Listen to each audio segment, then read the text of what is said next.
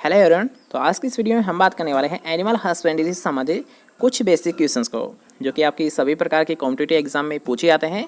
तो इस वीडियो को स्टार्ट करने से पहले अगर आप चैनल पर नहीं हो और ऐसे ही एग्रीकल्चर रिलेटेड डेली वीडियोस पाना चाहते हो तो जल्दी से जाइए चैनल को सब्सक्राइब कीजिए और जो पास का बेल आइकन आएगा तो इसे ऑल पर जरूर दबा दें, जिससे जब भी हमारी कोई नई वीडियो अपलोड की जाए वो आपको सबसे पहले प्राप्त हो।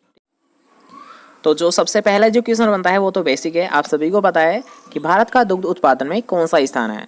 ठीक है, यहाँ पर आपसे पूछा गया पूरे वर्ल्ड में, मतलब होल वर्ल्ड में कौन सा स्थान है भारत का, तो होता है प्रथम स्थान है।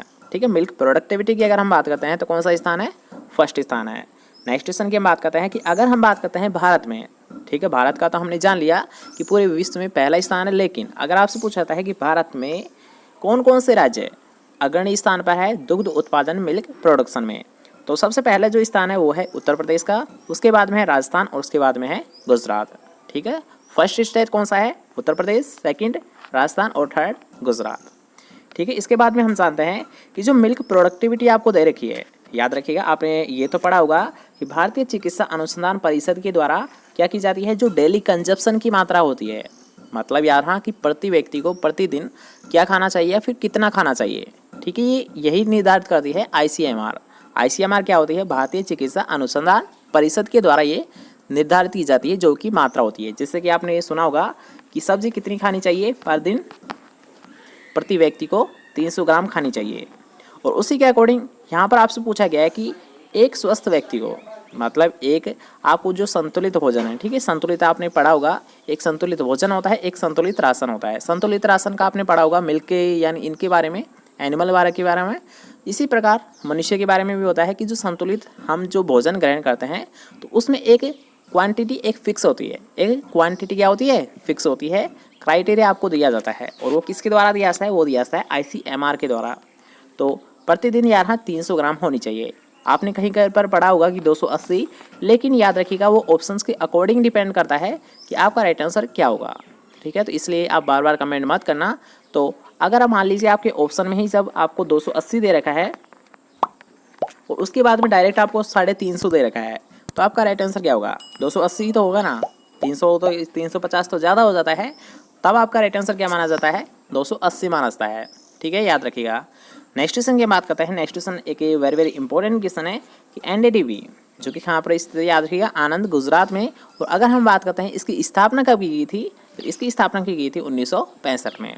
याद रखिएगा, अगर आपसे पूछता है NDDB मतलब नेशनल डेयरी डेवलपमेंट बोर्ड, तो इसकी स्थापना कहाँ पर की गई थी, आनंद गुजरात में की गई थी। और कब की गई थी, 1965 में की गई थी। याद रखिएगा, ये तीनों ही क्वेश्चन आपको एग्जाम में पूछे गए हैं कि कब की गई थी, 1965 में की गई थी, कहाँ पर की गई थी, आनंद गुजरात में की गई थी, और कब की गई थी, 1965 में की गई थी। ठीक है, याद रखिएगा, ये तीनों ही आपसे क्वेश्चन पूछे गए हैं। इसके साथ साथ आपसे फुल फॉर्म भी कभी कभी पूछ ली जाती है। तो याद रखिएगा NDDB की फुल फॉर्म क्या होती है, national dairy development board. Okay, next question हम बात करते हैं। नेक्स्ट क्वेश्चन आपसे पूछा गया NDRI। अब याद रखिएगा, जब भी अगर आपसे पूछा जाता है मिल्क से संबंधित कुछ इंस्टीट्यूट के बारे में, तो ये जो यहाँ पर इंस्टीट्यूट आपको दे रखी है, इनसे सबसे ज़्यादा बार क्वेश्चन पूछा गया है। आप तो ये मान के चलिए कि लगभग कितनी बार, ठीक है, आपको हर एक एग्जाम में ये क्वेश्चन देखने को मिल जाते हैं, चाहे ये देखने को मिले या फिर ये, मतलब इनमें से आपको एक क्वेश्चन पक्का देखने को मिल जाता है। ठीक है, तो इनका याद रखिएगा कि NDDB की स्थापना कहाँ पर की गई थी, आनंद गुजरात में। और कब की गई थी, 1965 में की गई थी। लेकिन अगर आपसे पूछा था NDRI मतलब नेशनल डेयरी रिसर्च इंस्टीट्यूट, क्या होता है NDRI, national dairy research institute, तो इसकी स्थापना कब की गई थी, याद रखिएगा, 1951 में की गई थी। और कहाँ पर की गई थी, करनाल हरियाणा में की गई थी। दोबारा से देख लीजिए कि NDDB की स्थापना आनंद गुजरात में कब की गई थी, 1965 में। और अगर आपसे पूछा था NDRI की स्थापना करनाल हरियाणा में कब की गई थी, 1951 में की गई थी। ठीक है, याद रखिएगा। नेक्स्ट क्वेश्चन की बात करते हैं। नेक्स्ट क्वेश्चन आपसे पूछा गया है भारतीय डेयरी निगम की स्थापना कब व कहाँ पर की गई थी। तो याद रखिएगा, अगर आपसे पूछा था भारतीय डेयरी निगम, तो इसकी स्थापना याद रखिएगा 1970 में की गई थी, मतलब 13 जनवरी 1970 में की गई थी। और कहाँ पर की गई थी, आनंद गुजरात में की गई थी। ठीक है, याद रहेगा। याद रखिएगा, ये तीनों जो इंस्टीट्यूट है इनसे ही आपसे क्वेश्चन पूछे आते हैं एग्जाम में। ओके, नेक्स्ट क्वेश्चन की हम बात करते हैं। नेक्स्ट क्वेश्चन आपसे पूछा गया है कि राजस्थान कोऑपरेटिव डेयरी फेडरेशन की स्थापना कब की गई थी। याद रखिएगा कि राजस्थान कोऑपरेटिव डेयरी फेडरेशन की स्थापना कब की गई थी और कहाँ पर की गई थी। तो इसकी स्थापना की गई थी 1977 से 78। और कहाँ पर की गई थी, जयपुर में की गई थी। दोबारा से देख लीजिए कि राजस्थान कोऑपरेटिव डेयरी फेडरेशन की स्थापना 1977 से 78 में की गई थी। कहाँ पर की गई थी, जयपुर में की गई थी। ठीक है, नेक्स्ट क्वेश्चन की हम बात करते हैं कि राजस्थान में टेट्रापैक संयंत्र की स्थापना कहाँ पर की गई थी। तो ये भी क्वेश्चन आपसे कई बार पूछा गया है। तो कहाँ पर की गई थी, याद रखिएगा, टेट्रापैक संयंत्र की स्थापना की गई थी जयपुर जिले में की गई थी। ठीक है, इसके बाद में हम बात करते हैं कि जो श्वेत क्रांति है, आपने ये तो सुना होगा कि जो व्हाइट रिवोल्यूशन है ये इसका संबंध किससे है, याद रखें दुग्ध उत्पादन से संबंध होता है। याद रखिएगा कि श्वेत क्रांति का संबंध किससे होता है, दुग्ध उत्पादन से होता है। लेकिन इसके साथ साथ आपको ये भी याद रखना है कि जो श्वेत क्रांति की शुरुआत है ये किसके द्वारा की गई थी। ठीक है, जो रिसेंटली जो क्वेश्चन आपसे पूछे जाते हैं वो यही पूछा जाता है कि जो इसकी शुरुआत की गई थी ये किसके द्वारा की गई थी। ठीक है, तो याद रखिएगा कि व्हाइट रेवोल्यूशन की जो शुरुआत की गई थी ये की गई थी एनडीडीबी के द्वारा, और कब की गई थी, 1970 में। ठीक है, और इसके साथ साथ जो आपसे बेसिक क्वेश्चंस पूछे जाते हैं वो तो यही पूछा जाता है कि श्वेत क्रांति का संबंध किससे होता है, तब आपको राइट आंसर क्या देना है, दुग्ध उत्पादन से इसका संबंध माना सा है। ठीक है, नेक्स्ट क्वेश्चन की हम बात करेंगे उससे पहले अब यहाँ पर जितने भी एग्रीकल्चर सुपरवाइजर की तैयारी कर रहे हैं उनसे यहाँ पर क्वेश्चन है कि क्या आप राजस्थान जी की क्लासेस चाहते हो कि डेली क्लासेस आनी चाहिए आपकी राजस्थान जी की। अगर चाहिए तो आपको सभी को कमेंट करना होगा राजस्थान जी के। ठीक है, कमेंट बॉक्स नीचे है, आप जाइए कमेंट बॉक्स में लिखिए राजस्थान जी के डेली क्लासेस। ठीक है, राजस्थान जी के भी आप लिख सकते हो, कोई दिक्कत नहीं है। लेकिन जितने भी यहाँ पर स्टूडेंट है जो कि राजस्थान जी की तैयारी करना चाहते हैं वो सभी कमेंट सेक्शन में ज़रूर बताएंगे।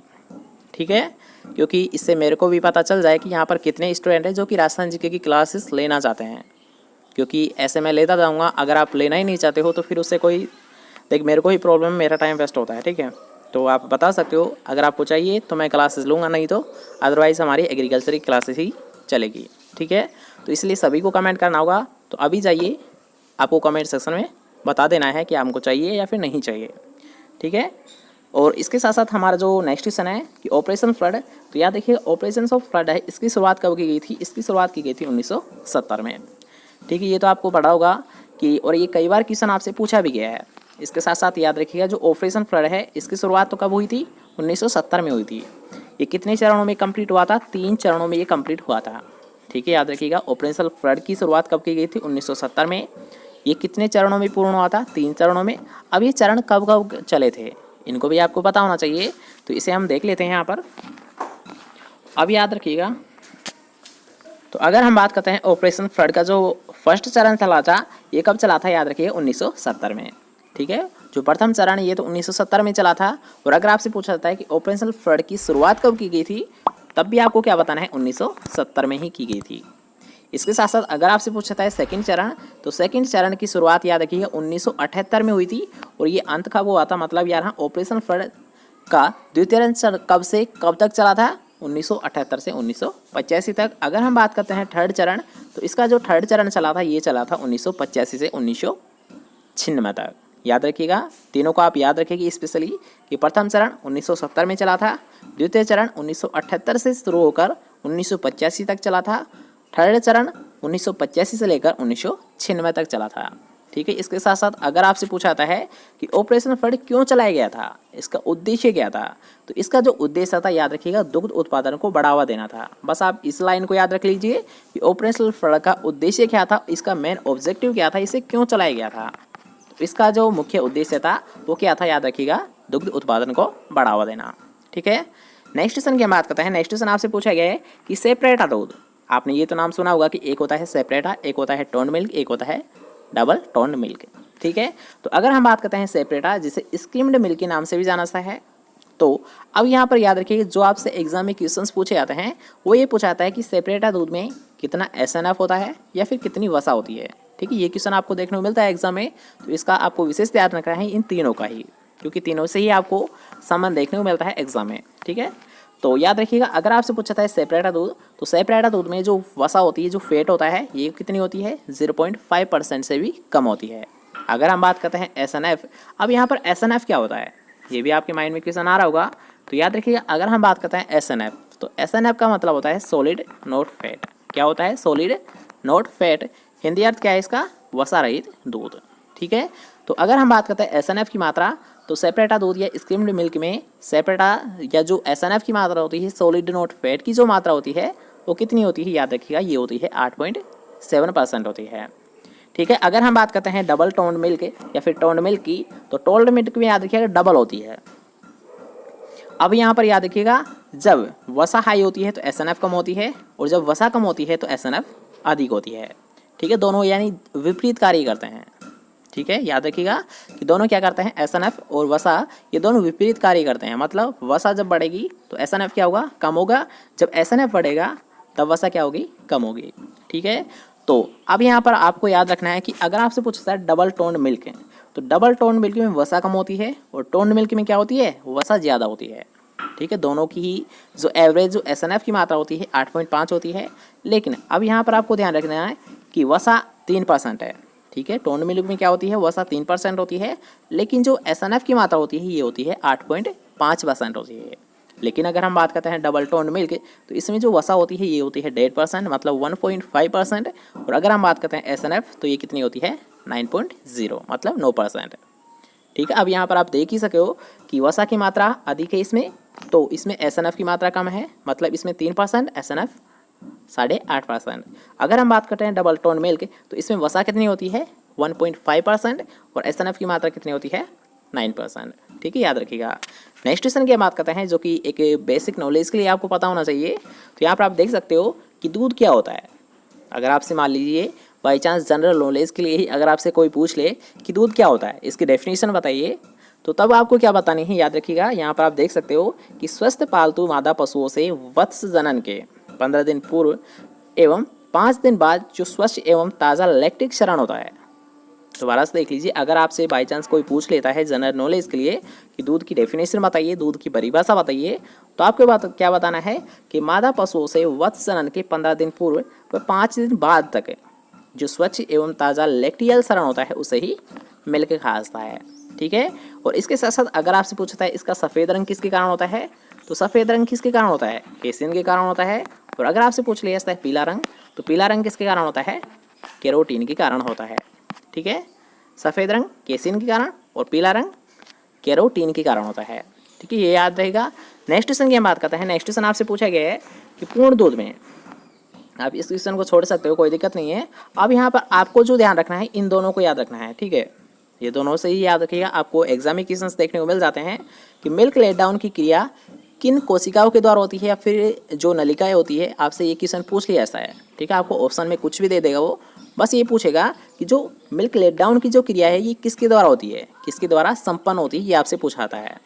तब आपको क्या बताना है, याद रखिएगा, अडर सिस्टर्न कोशिकाओं के द्वारा होती है। याद रखिएगा, मिल्क लेट डाउन की क्रिया किसके द्वारा होती है संपन्न, ये होती है अडर सिस्टर्न कोशिकाओं के द्वारा होती है। ठीक है, नेक्स्ट क्वेश्चन है जो कि आज का हमारा लास्ट क्वेश्चन रहेगा कि ऑक्सीटोसिन हार्मोन। ठीक है, आपने नाम तो सुना ही होगा, पक्का है कि ऑक्सीटोसिन हार्मोन, क्योंकि ये क्वेश्चन आपको कई बार एग्जाम में देखने को मिला है कि ऑक्सीटोसिन हार्मोन का प्रयोग किसके लिए किया जाता है। ऑक्सीटोसिन हार्मोन का प्रयोग कैसा है, दूध उतारने में मदद कर रहा है। याद रखिएगा, अगर आपसे पूछ लिया जाता है कि मिल्क लेट डाउन को जो क्रिया होती है इसको संपन्न करने के लिए किस हार्मोन का प्रयोग कैसा है, तब आपको क्या बताना है, ऑक्सीटोसिन हार्मोन का प्रयोग कैसा है।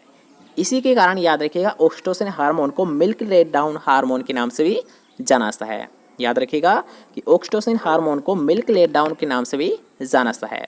क्यों जाना जाता है, क्योंकि ये दूध उतारने में सहायता करता है, मदद करता है। ठीक है, तो आज की क्लास को बस यहीं पर विराम देते हैं। इसके साथ साथ जो आपसे एक क्वेश्चन पूछा गया था कि आप राजस्थान जी की क्लासेस चाहते हो या फिर नहीं चाहते हो, तो जल्दी से कमेंट सेक्शन में बताएंगे। इसके साथ साथ आपको वीडियो कैसा लगा कमेंट सेक्शन में जरूर बताइए। अगर आपको वीडियो पसंद आए जल्दी से वीडियो को लाइक कीजिए, इस वीडियो को शेयर कीजिए, और चैनल को अभी तक सब्सक्राइब नहीं किया है जल्दी से जाइए चैनल को सब्सक्राइब कीजिए। हम मिलते हैं कोई नेक्स्ट इंपॉर्टेंट टॉपिक से, जब तक के लिए जय हिंद, जय भारत, बाय बाय।